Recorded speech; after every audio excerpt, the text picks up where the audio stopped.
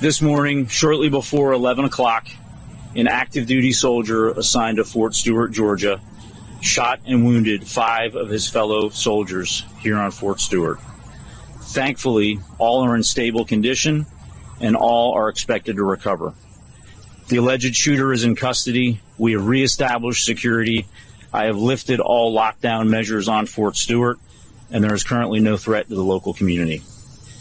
I'd like to recognize and thank our Army law enforcement and medical personnel and our partners from local, state, and federal law enforcement and emergency services for their quick response and support.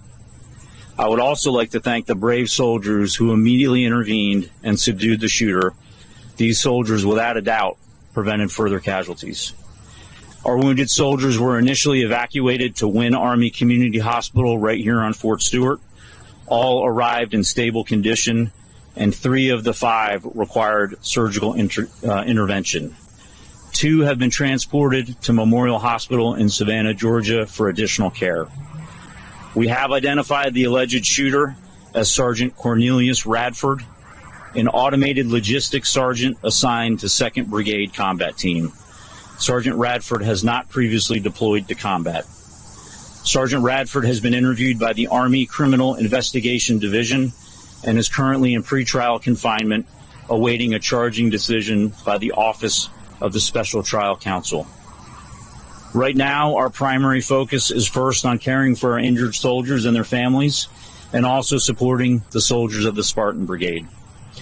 All of the families of the victims have been notified, and we're wrapping our arms around them and ensuring we provide them all the support that we can. Lewis, can you give us what unit he was assigned to and how long he was serving on? You didn't mention it. Yeah, he is assigned to one of our sustainment units here in 2nd Brigade Combat Team at Fort Stewart, and I will have to confirm how long he served with us. Yes, sir. Corresponding with the Associated Press, as best you can, knowing the story, can you walk us through where this happened, what happened, and were the victims subordinates of the sergeants, or were they people over him tonight? Yeah, right now it's premature, and we're gathering a lot of the information. What we know is this soldier, the shooting occurred at the soldier's place of work. It did involve his co-workers. We're still not certain about the motivations, but again, he's been interviewed by Army investigators, and we believe we'll gain more information here shortly. Yes, ma'am.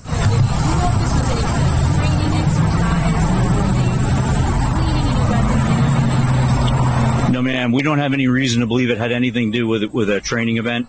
Other than that, I can't state the motivations for this soldier. We've heard that the shooter yes, sir. may have been from Jacksonville, Florida. Are you able to confirm that? We also heard that he had maybe been arrested for DUI recently. Yeah, at this point, I can't confirm where he's from. We can follow up on that.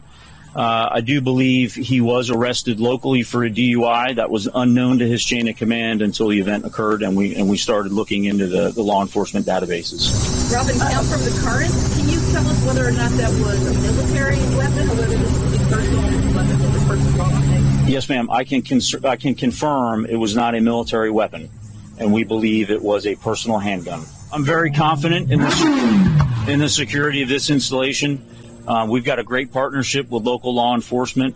As you can see here at our gates, we have armed guards in protective equipment. This one's a bit difficult, and we're going to have to determine how he was able to get a handgun to his place of duty. LETOA News4JAX, has the suspect had any prior disciplinary or behavioral issues on base? No, ma'am, not that we're aware of. But again, it's early in the investigation, but not that I'm currently aware of.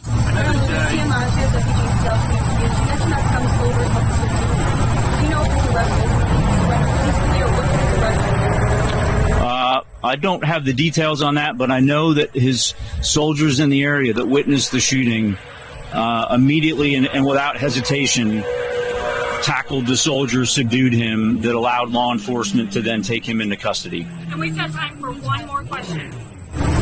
I know that you can't speak to the motivation, but, you know, if this turns out to be some situation where somebody had extremist beliefs or maybe classified as a terrorist attack, I mean, how does that change the basis response and the basis investigation? Yeah, currently we have no reason to believe any of that is the case. However, We continuously assess the threat environment, both in the immediate area and across our Army and DoD installations, and we will address the threat level accordingly. Is it the rank of the shooter? Yes, sir. He was a sergeant.